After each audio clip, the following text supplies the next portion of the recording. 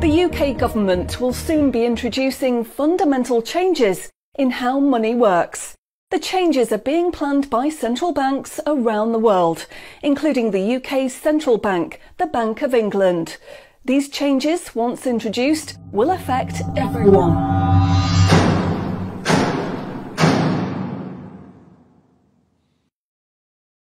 So, what are these changes really about?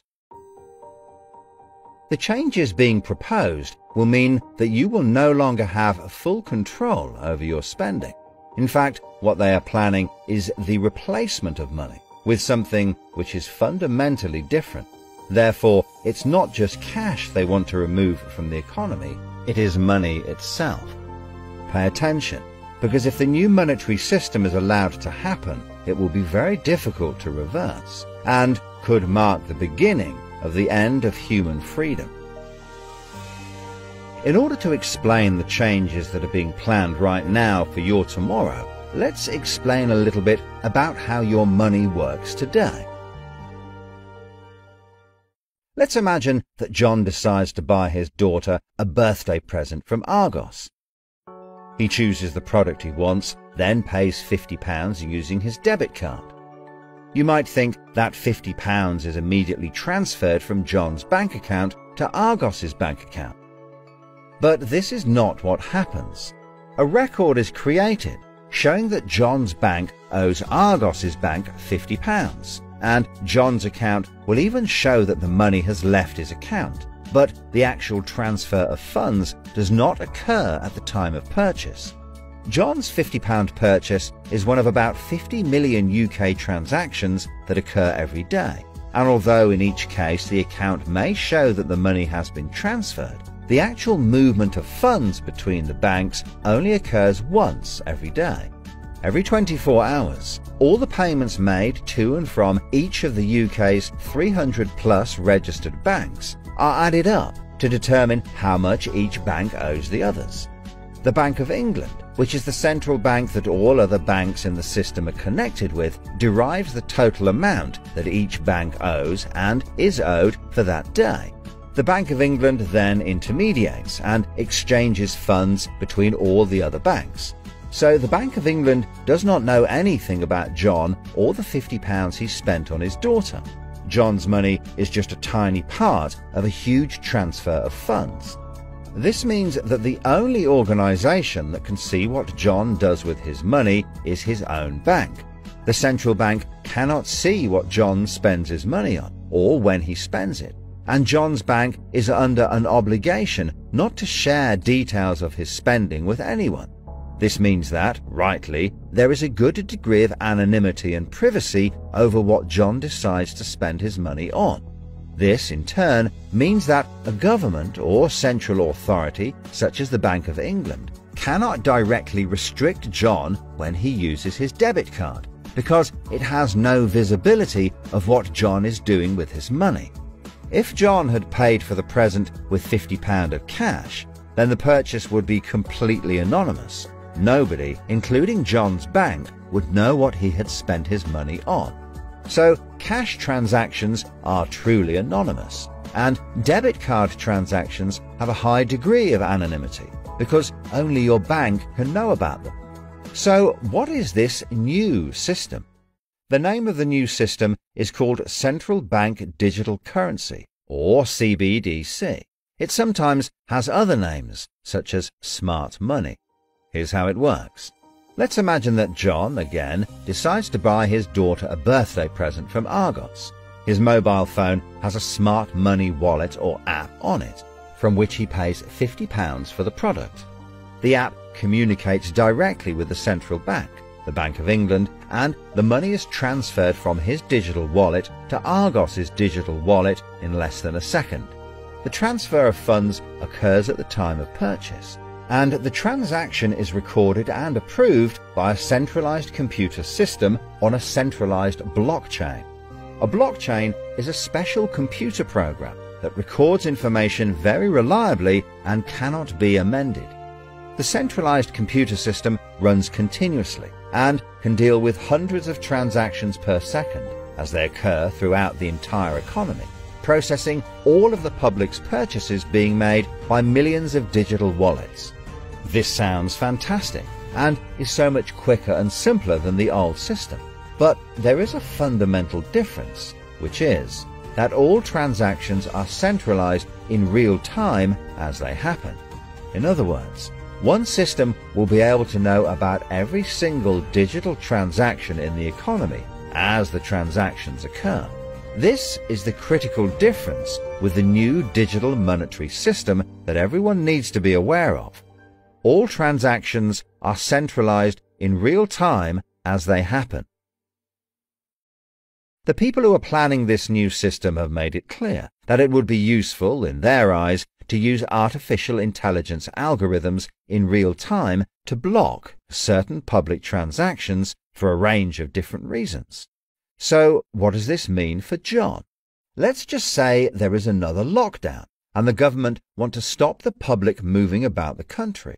With this new system, they could introduce a simple change. That would mean John's wallet would only work if he was located within a certain distance of his own home. Argos is 2 miles from John's house, and he decides to go and buy his daughter a birthday present. He attempts to pay £50 for the product with the app. The app communicates directly with the Bank of England's computer system, and the system rejects John's payment before it is made, because the system knows that John is 2 miles from his own home, and John's wallet has been limited to spending within just 1 mile. John cannot now buy anything unless he moves closer to his own home. His money is now useless if he wants to go anywhere. Why doesn't John just use cash? That would be a good solution for John as long as cash is still in use. So how might this new system be introduced? The Prime Minister called an emergency meeting today to discuss the unprecedented slide into economic recession in the UK and global economies. Inflation is out of control, and high interest rates are causing thousands of house repossessions. All cash points and over-the-counter cash services are now frozen, and millions of people face losing their life savings as a number of high street banks are declared insolvent.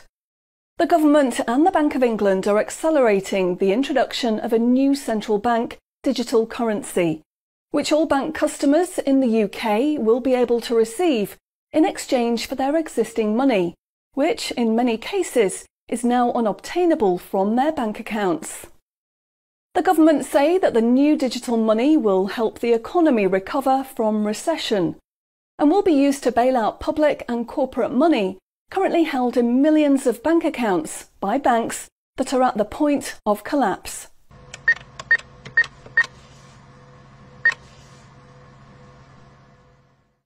It says cash unobtainable from this account. It's frozen our money. Bleeding hell, John. How much have we got in the house? We've only got £120, and when that's gone, nothing. I don't believe it. The bank's frozen our money. We've got £25,000 in that account and no way of getting it back. Download your central bank CBDC wallet app today and get bonus digital pounds free. If you exchange your existing bank funds into your digital currency wallet now, you will receive free digital pounds for each account you exchange. You can then spend from your digital wallet by using your phone app, exactly like a debit card. Download the free app now from the UK government website or the App Store. John, we need to download the digital wallet thing. See if we can transfer it in. We've got no other option, love. Wow, it's transferred and it's given us some bonus money. I can't believe it. How do you know it's worked? It's worked, love. Everyone's using this money now. Right, I'm off down Tesco to try it out. Sorted. Recent figures show that the public's use of cash has halved in the last 12 months. Experts say this is due to the success and sheer convenience of the new CBDC digital money. The government has announced that all cash will be phased out completely over the next 3 years. I can't remember the last time I used cash. It seems so cumbersome and old-fashioned, fiddling about with coins every time you want to buy something. It's much easier now.